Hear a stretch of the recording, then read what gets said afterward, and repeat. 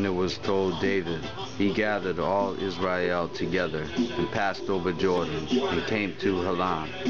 And the Syrians set themselves in array against David and fought with him. And the Syrians fled before Israel, and David slew the men of 700 chariots of the Syrians and 40,000 horsemen, and smote Shobach, the captain of their hosts, who died there. And when all the kings that were servants to Hadarezer saw that they were smitten before Israel, they made peace with Israel and served them. So the Syrians feared to help the children of Ammon anymore. Rastafari. Greetings, giving thanks. Rash reports the headline. Talking about ISIS. I got this article here basically talking about what ISIS really wants. It's the title of the article from Atlantic. Guy's got blue eyes. This guy kind of looks like he might be a neighbor if you live out in the Midwest or the South or something.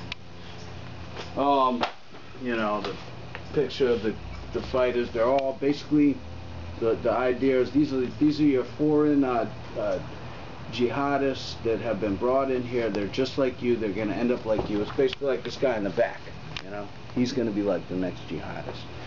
So it's all images, all propaganda Babylon been using since the beginning of time. It's worshiping that golden calf, that image that man, you know, seems to always want to depend upon for his light, for his truth. But the objective now is to use ISIS as a cover to go to war with all apocalyptic face. It doesn't just have to do with Islam. It has to do with the Christ, and it has to do with Rastafari more than anything. The war is a direct war on Rastafari, but this is all we see on the surface. This is how Babylon is engaging in a war. It's a mind control thing. So they want people to believe that if you have a religious-based civilization, a religious-based law, that this is what it looks like. They're saying this group is Islamic, is as Islamic as any group could be, because they're actually following the Quran in a literal sense and taking their civilization back to those early medieval periods when that was the rule of law.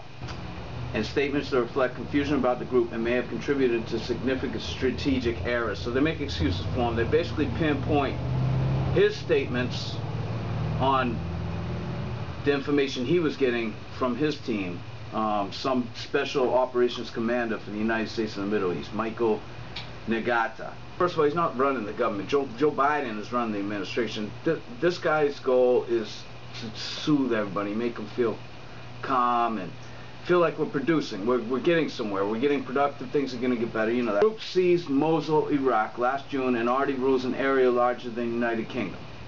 If that means something. They keep going back to the fact that this guy has declared an official caliph or a caliphate, which I don't really know who actually believes this. By the way, the title is, what is the Islamic State? They don't use the word ISIS no more. They don't use Islamic State or ISIL. It's exactly what we reported about. They don't want people to understand that usury is a sin. That's one of the first targets. Bin Laden corporatized terror and franchised it out.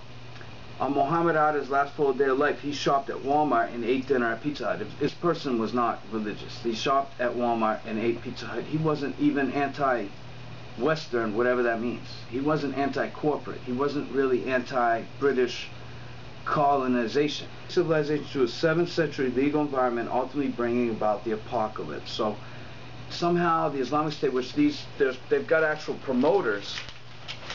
Here's one of them. He's supposed to be half Irish guy, lives in Australia. He's one of the promoters out there that's in charge of recruitment. He's going to recruit people. These guys are preaching on face, crook, and shitter.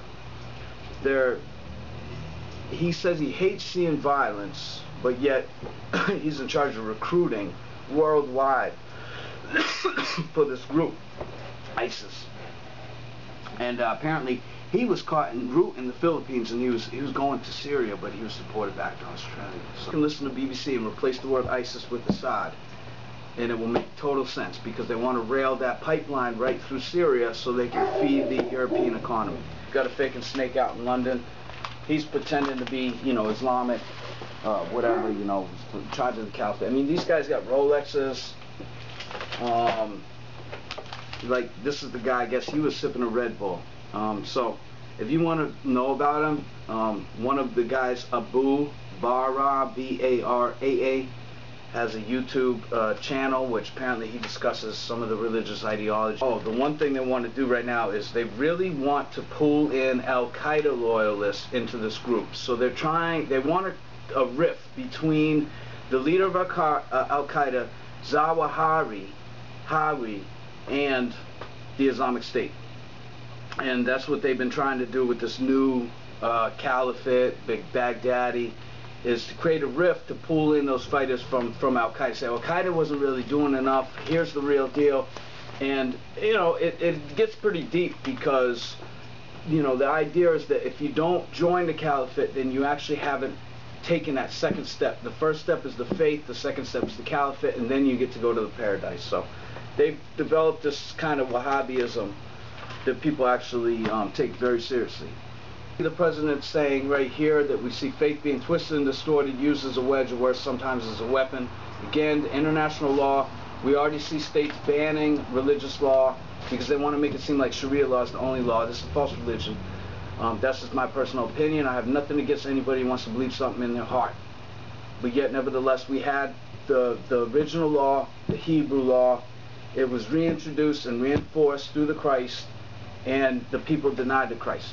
Well, they can deny the Christ, but they can't ignore the Christ. And the situation in Libya now, this is being used as cover to go and bomb Libya, which are being drone bombs, are being the excuse is being put on ISIS.